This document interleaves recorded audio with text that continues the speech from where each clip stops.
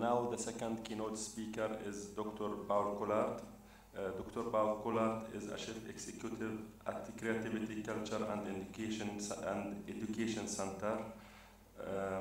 He travels extensively developing and supporting educational programs in many countries, advising governments, regional authorities and cities on their work with children and young people, and is much in demand as a speaker at international events. Dr. Paul, please. If the sound doesn't work, I'll just skip those.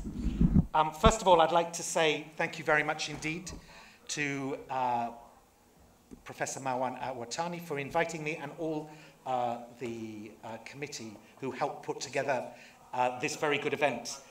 I'm also very grateful to the speakers who have come already, because I think they have made many very important points which will allow us, and allow me in particular, to build on.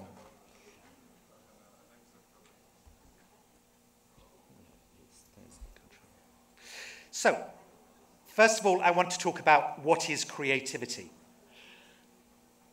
We, as an organisation, are involved in running programmes in schools in many countries, in England, Wales, Scotland, Lithuania, Norway, Germany, Czech Republic, Hungary, Pakistan, and so forth.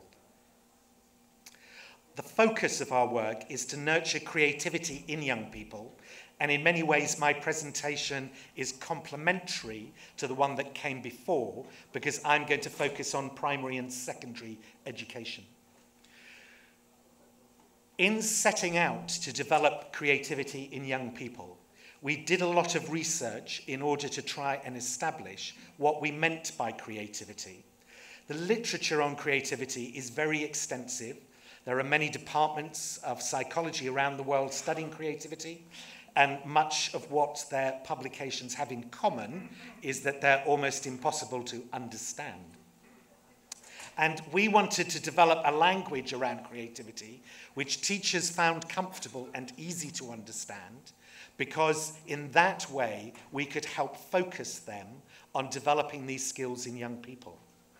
There are different branches of creativity. Some people are interested in super creativity, the kind of creativity that geniuses like Einstein have. And that's usually referred to in the literature as big C creativity. But we're interested in little c creativity, this set of skills here, which we believe everyone can have, and which in the 21st century we believe everyone must have. It's fairly clear what they are: inquisitive, being curious, being persistent, being imaginative, being disciplined, and being collaborative.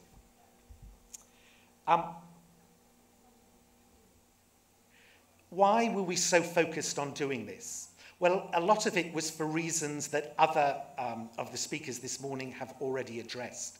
But I wanted to start with a simple example from a school that I visited 2 or 3 years ago in England, where we were working.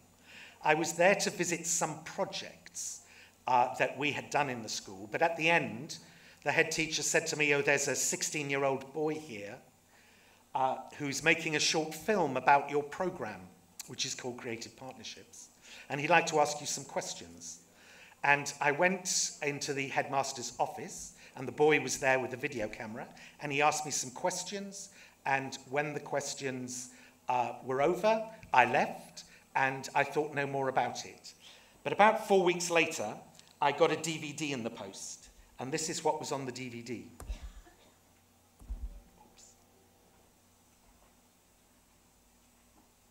No.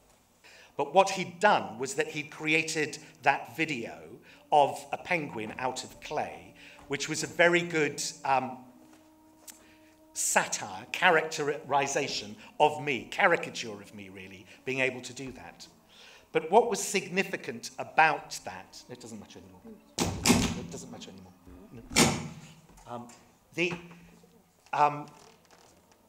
What was important about that is that a few weeks afterwards, I was having a meeting with the directors of some big advertising agencies in England, and we were talking about how to provide young people with skills to get into advertising.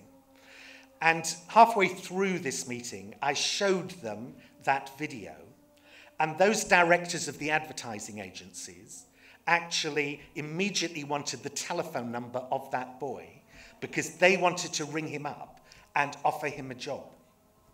But what was interesting to me is that before they saw the video, they didn't know that that's what they wanted.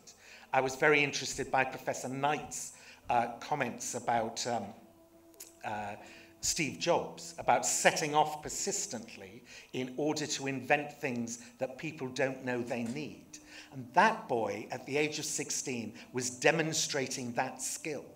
And in fact, he's since gone on to university and has completed his first feature film by focusing on that notion that for future employment, you actually do need to invent your own jobs. The British government has this statistic: 60% of the jobs kids in school today will do have not yet been invented. And I don't know if that's 60% or not, but what you all know is that it's basically true. All the young people that you are teaching are going to do jobs that you can't even imagine at the moment. And the question, when you talk about innovation in education, is how do you focus on the skills which are going to be able to enable young people to do that? Because what the world is looking for now is not job seekers, but job creators. And that's a fundamental shift. Here, we're looking at some of the statistics which the previous speaker had actually already talked about, which is the McKinsey report published last year, looking at employment across Europe. And what came out very clearly from that was that they asked the employers to be more specific about what are the skills they can't find in young people.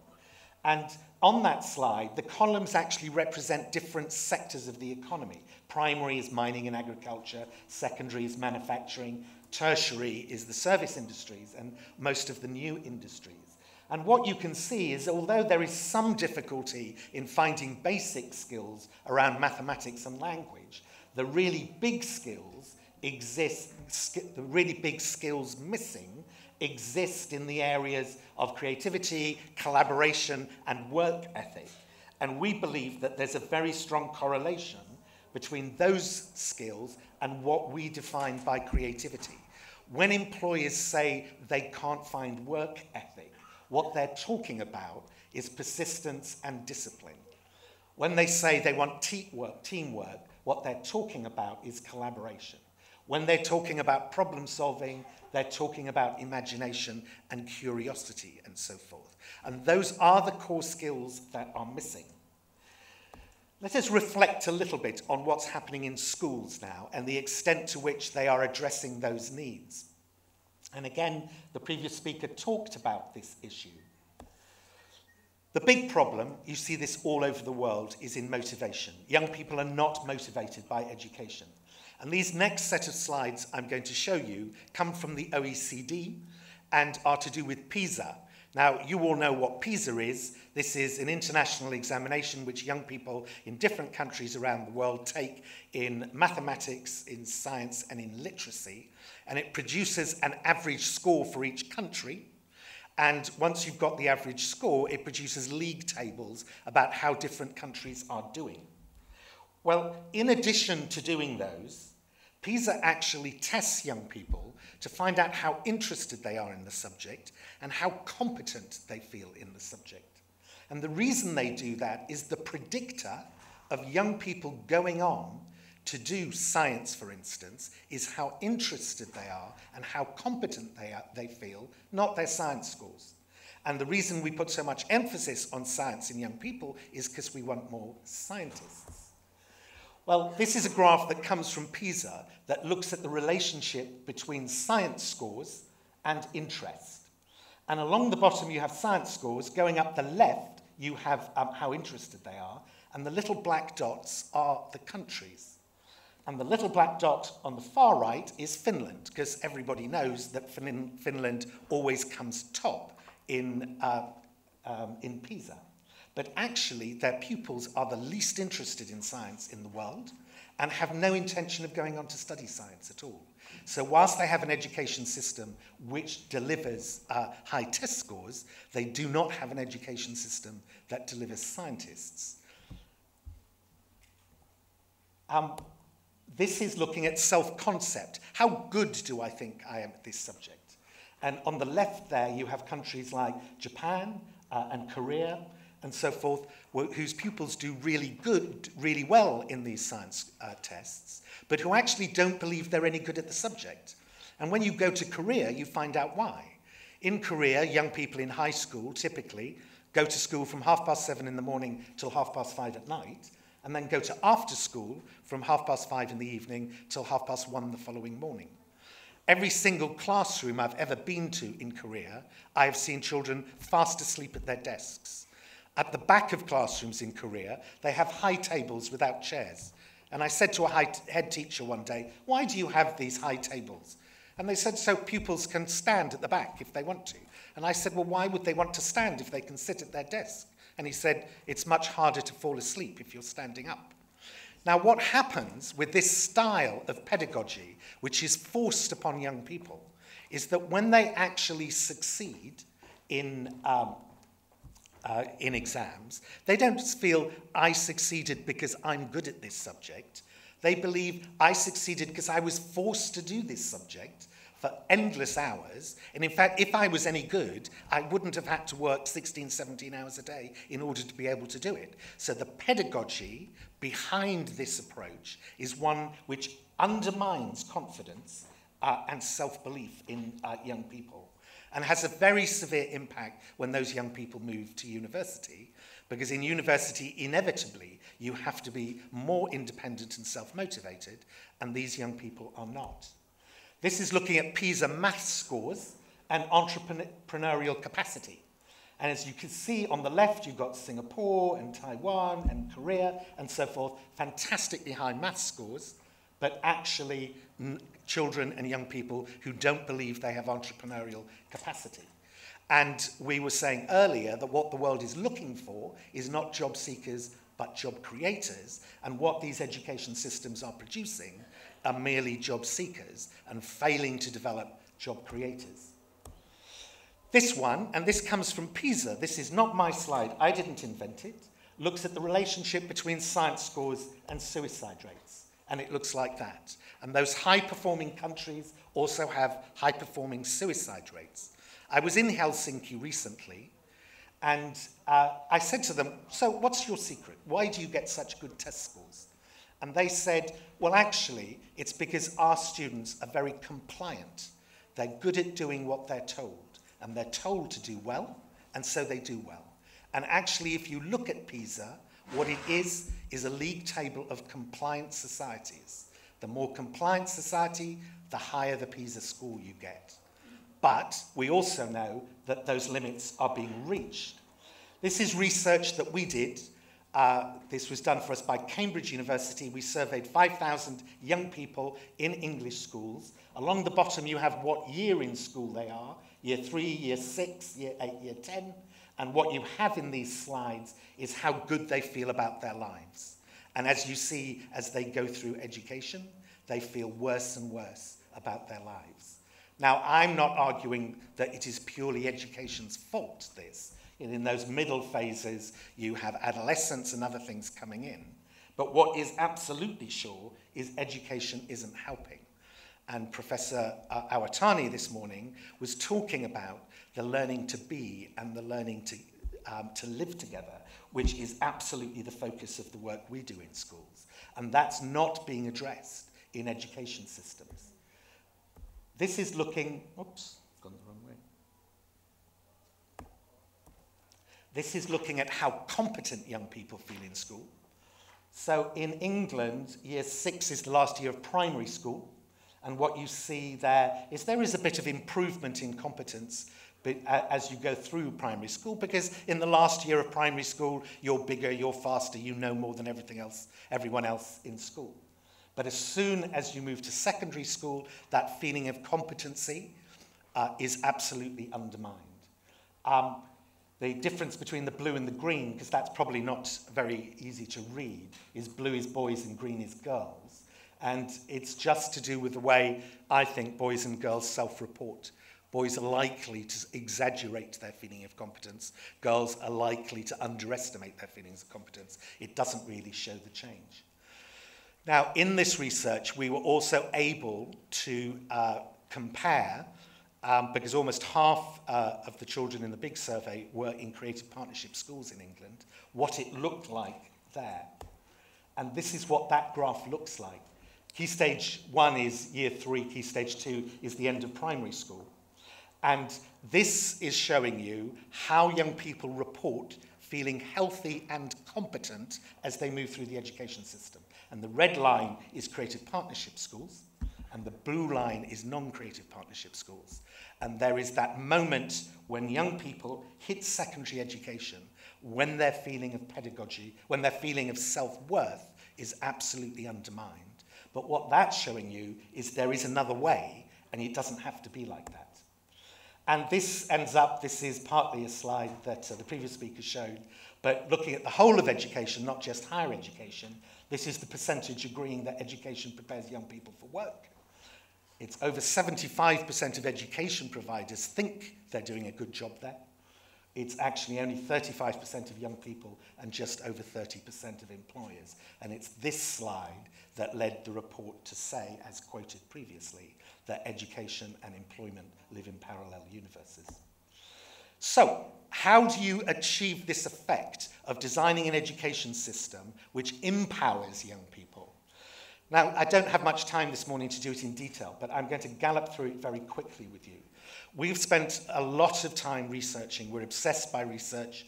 Our initial research showed us that we were having significant impacts on attainment, behavior, and motivation. And we then said, why are we having this? And we sent a lot of researchers into classrooms to observe the practice that we have. And they came out with this. And the concept that they have is the high-functioning classroom, the high-functioning learning environment, which is on the right-hand side. The left-hand side is a more traditional style of education.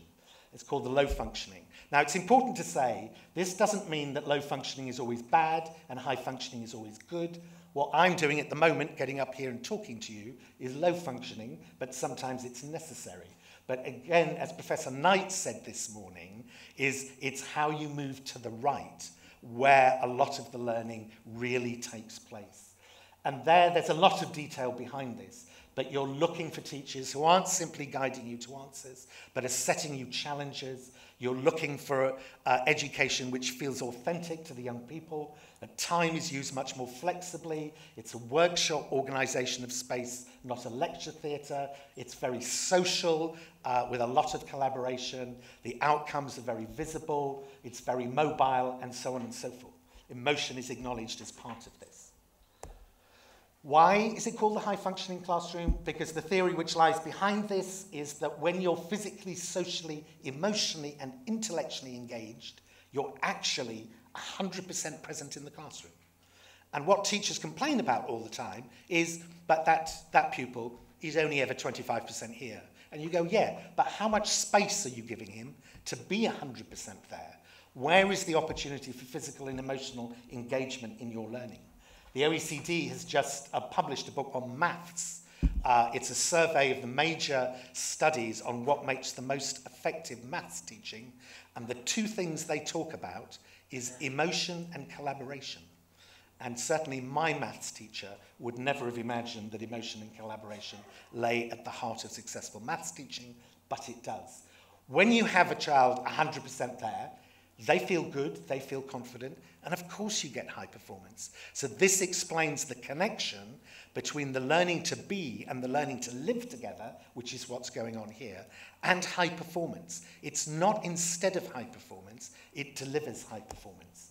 How does this work in practice? A couple of quick examples. This is a high-functioning classroom. This is actually in Lithuania, where we have a big program at the moment, working with schools. Here, the school wanted us to work on, schools always tell us what it is they want us to work on.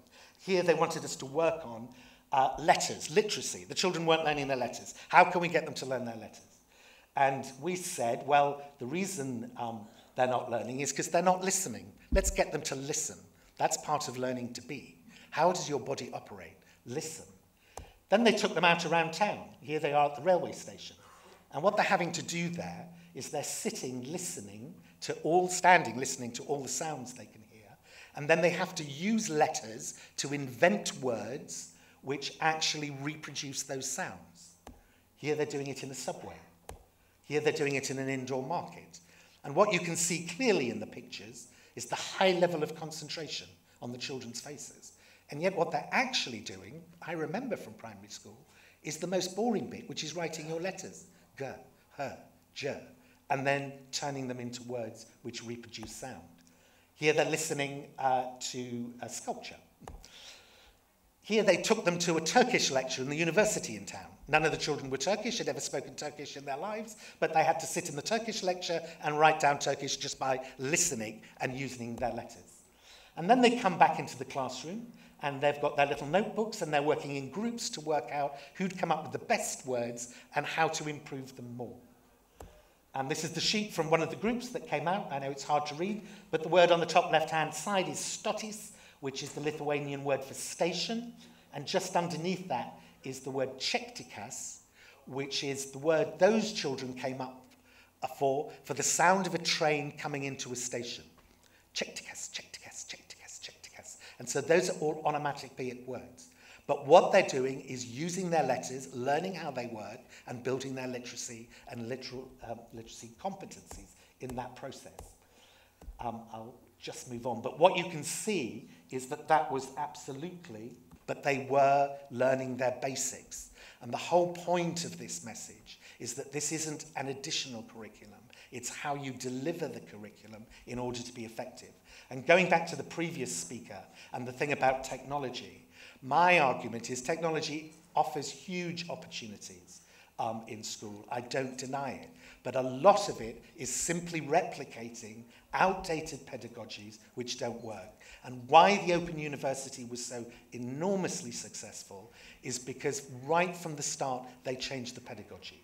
And that's what the vision was. It was a different way of teaching and learning, and that lay at the heart of what happened. And when you look at it, you can see a lot of what they did would mirror the high-functioning classroom approach.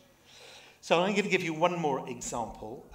We work in hundreds of schools in many different countries. We're working in Lithuania, Norway, Germany, Czech Republic, Hungary, Pakistan. This is an example from Pakistan. One of the things about learning is you have to engage the whole community in the learning. Learning institutions which set themselves apart from their community never build the foundation of support that young people require in order to really progress. This was a project we were doing in Karachi, in a suburb of Karachi called Liari.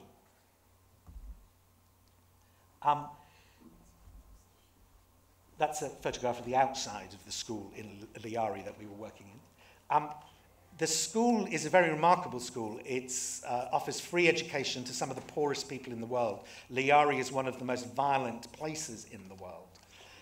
It has a system by which it takes in children at the age of 3, and the rule is that if you enroll your child, the mother has to come to school as well, because the mother is very often illiterate and actually will engage in a learning journey of her own. And the father has to go out and get a job. I said, well, is it that easy? And the woman who runs this school said, oh, yes, in this neighborhood, the women do everything. They have the babies, look after the house, and do the jobs. The men just lay around at home. It's time for them to get out. But I said, why is it so important? She said, that's the foundation of successful education, an engaged family, and we've got to lay those foundations right. But her issue that she wanted us to focus on is that what she does is she educates these young people until they're 9 or 10. And then she finds scholarships for them to go to private schools in Karachi. Hang on, can I just get some water?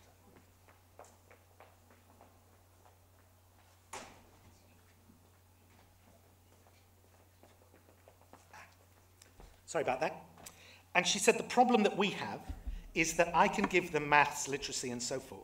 But what I can't do, what I'm finding difficulty doing, is teaching them to be.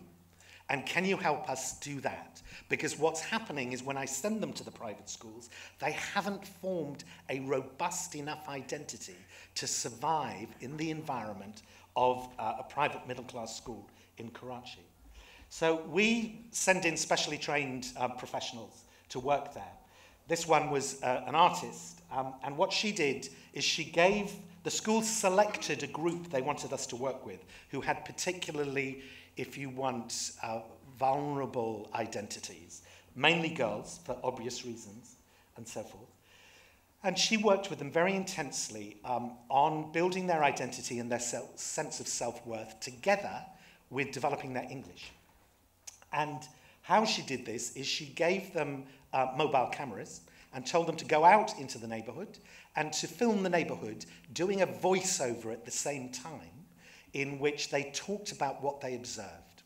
And they brought all that material back, and working together, they edited it into a short documentary about the neighborhood and the observations of these girls about the neighborhood. But also it was about their learning journey of these children and about how they developed themselves.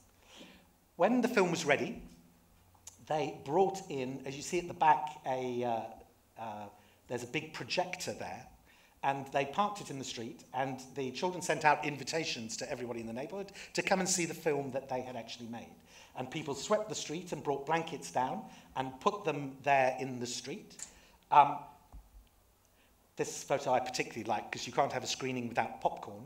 So here's the popcorn wallah who turned up to join in this particular event. And then the children had to stand up and explain the film, introduce it, and the connection with their own learning and where it fitted with their learning. And lots of young people came to see the film. In fact, 350 people in the neighborhood came in order to see that film and to see what it was about.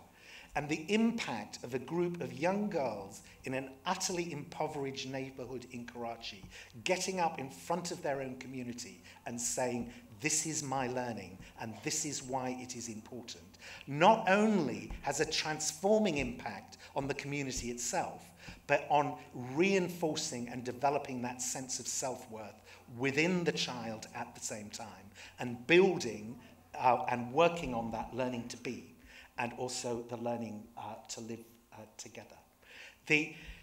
It is not separate from learning. It's not a different curriculum. It was still all about developing their English, which is what the core theme was here. But it was being done in a way which matches the high-functioning classroom and delivers those skills which employers say they want, but which fundamentally you need if you're going to be the person you can be, and if you're going to learn to live in the world that we have created for those young people. For us as an organisation, we continue to expand the places that we work. We're a non-for-profit foundation who does it. And we actually target working in communities, serving the poorest communities, wherever they are in the world. And I hope that sometime in the future, inshallah, I shall be able to come here and do that work as well, and not just be a visitor as I was today. Thank you very much indeed.